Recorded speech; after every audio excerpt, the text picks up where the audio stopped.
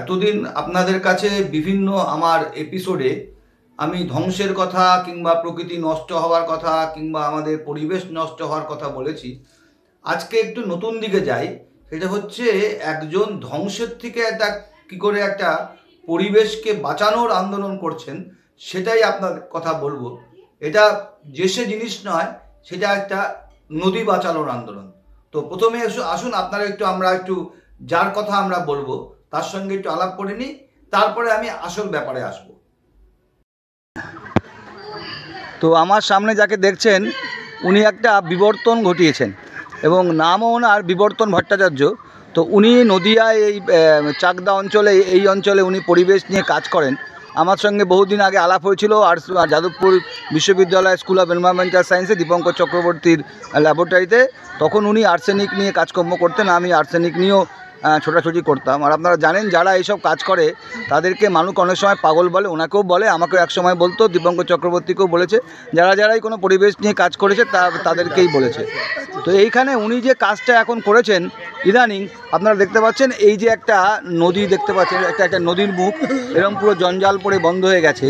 এইটা হচ্ছে বুড়িগঙ্গা নদী। এটা হচ্ছে আপনার চাকদার রানীনগর ঘাট থেকে এইটা সরাসরি যে গঙ্গার একটা শাখা ছিল সেইটা পুরো বন্ধ হয়ে গিয়ে সেটা একদম একটা মানুষ সেখানে চাষবাস করতো এবং বাড়িঘরে, এবং যদি ওনারা যদি না দেখতেন এখানে বাড়িঘর হয়ে হয়তো বহুতল হয়ে ফার্মও তৈরি হয়ে যেত। তো এখন সেইটাকে নিয়ে এখানে আমার সামনে দেখছেন অনেকজন মৎস্যজীবী আছেন। তাদের এইটা আসল হচ্ছে এই জমির উপর তাদের অধিকার, ওনারাই তাদের নিয়ে বিবর্তনবাবু একটা আন্দোলন গড়ে তুলেছেন এবং সেইটাতে এখন বুড়িগঙ্গাটা 2021 সাল থেকে তৈরি এই আন্দোলন।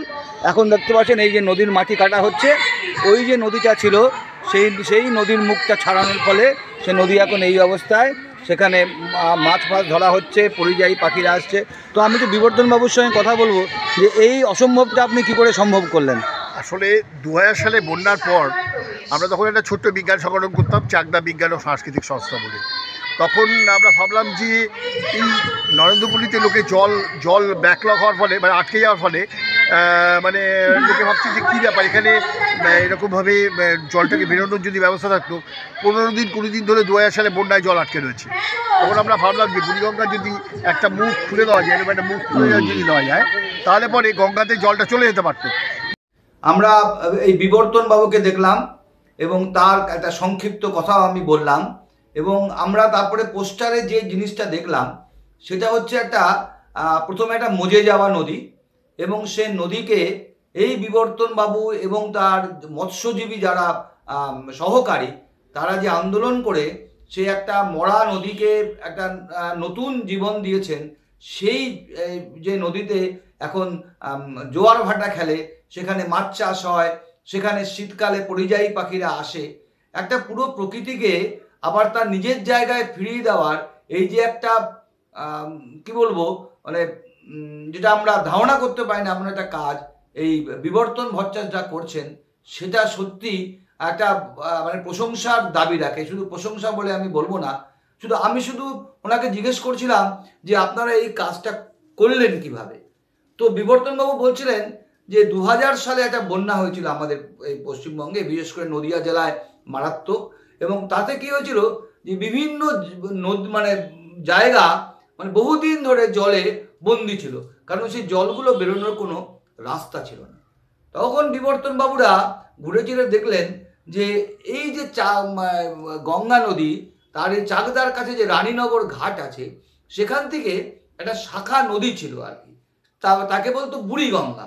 কিন্তু বহুদিন ধরে সাধারণ মানুষ সেখানে জঞ্জাল ফেলেছেন, সেখানে আস্তে আস্তে সেই নদীর যে সেই বুড়িগঙ্গা নদীর যে মুখটা, সে মুখটা পুরোপুরি কিন্তু বন্ধ হয়ে গেছে। অর্থাৎ যেখানে এক সময় নৌকা চলাচল করত, মৎস্যজীবীরা মাছ চাষ করতেন, সেই জায়গাটা ক্রমে বন্ধ হয়ে গেছে একদম। এই যে বুড়িগঙ্গার সঙ্গে যে গঙ্গা নদীর যে সংযোগটা, সেটা পুরোপুরি ভরাট হয়ে গেল।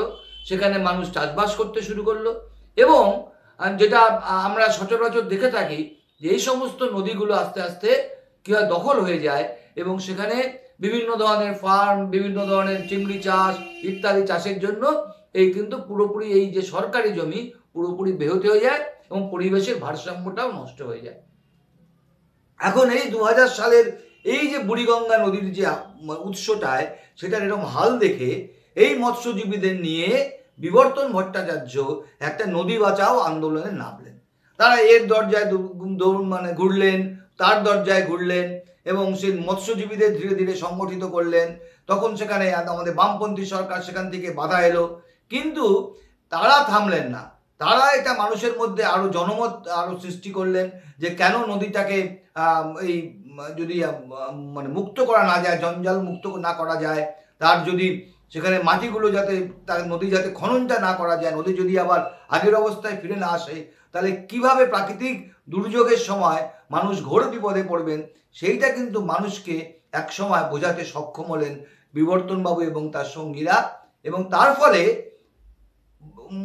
দীর্ঘদিন প্রায় 17-18 পরে অর্থাৎ সরকারের কিন্তু টনক নড়ল এবং সেচ দপ্তর তারা বিশাল বিশাল সেই আপনার ওই জেসিবির মতো যন্ত্র নিয়ে তারা কিন্তু সেই যে মজে যাওয়া নদী, সেই নদীটা এক সময় তারা কিন্তু মাটি তুলে ফেললো, একটা খাল তৈরি হলো। এক সময় সেই যে নদীর যে মুখটা, বুড়িগঙ্গার যে নদীর মুখ গঙ্গার সঙ্গে, সেই গঙ্গার মুখটাও কিন্তু মানে তারা সব খুলে দিলেন। হুড়ুর করে গঙ্গার জল ঢুকে পড়লো সেই সদ্য মাটি কাটা খালে এবং আবার একটা মরে যাওয়া নদী কিন্তু একদম জীবন্ত হয়ে গেল। এখন যদি সেখানে যাওয়া যায়, দেখা যাবে সেখানে মৎস্যজীবীরা সেই বুড়িগঙ্গার মুখে জাল পেতে রেখেছেন, মৎস্যজীবীদের নৌকো যাতায়াত করছে, পরিযায়ী পাখিরা সেখানে আসছে এবং সেই জায়গাটার যে বাস্তুতন্ত্র, সেই বাস্তুতন্ত্রটার পুরোপুরি পরিবর্তন হয়ে গেছে।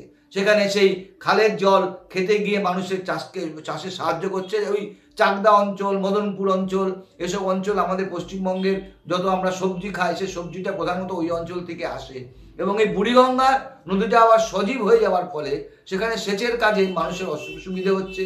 বর্ষাকালে অতিরিক্ত জল যখন জমে যাচ্ছে, সেই জলটা কিন্তু এই বুড়িগঙ্গার মাধ্যমে কিন্তু সেই জলটা কিন্তু নিষ্কাশিত হয়ে যাচ্ছে। তার ফলে ওই দীর্ঘ সময় এই ক্ষেতের মধ্যে জল জমে কিন্তু আর ফসল নষ্ট হতে পারছে না। আমরা জানি প্রচুর নদী এরকম আপনি যদি খুঁজে দেখেন, ওদিকে পিয়ালি, দক্ষিণ 24 পরগনার পিয়ালি নদী, হাওড়ায় সরস্বতী নদী, এটির মধ্যে তার কোনো অস্তিত্ব নেই।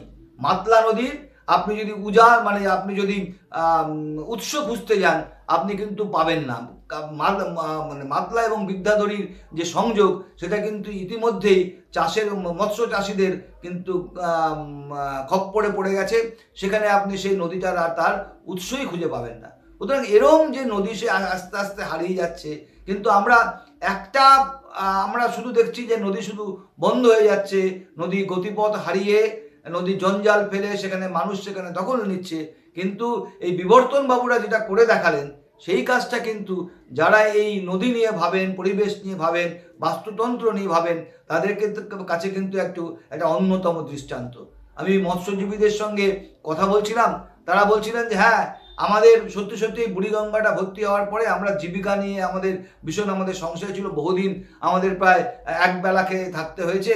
কিন্তু এখন এই বুড়িগঙ্গাটা আবার জলে ভরে যাওয়ায়, সেখানে মাছ চাষ হওয়ায় আমরা আবার কিন্তু আমাদের পুরনো দিনে ফিরে গেছি।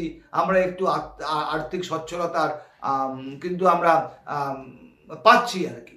এবং শুধু এই নদী নয়, এই বিবর্তনবাবু জানালেন যে আরও কয়েকটি নদী যেগুলো মজে গেছে, সেগুলোও মোটামুটি এখন তাদের, যেহেতু এখন তারা একটা জায়গায় সফল হয়েছেন বুড়িগঙ্গাকে তার আগের অবস্থায় ফিরিয়ে দিতে, তারা এখন নদিয়া জেলা দিয়ে তাদের প্রথমে শুরু হবে, তারপরে উত্তর 24 পরগনা যাবেন। আমরা জানি ইছামতির অবস্থা খুব খারাপ উত্তর 24 পরগনা, গঙ্গা-টঙ্গার দিকে একটা মরা যমুনা আছে।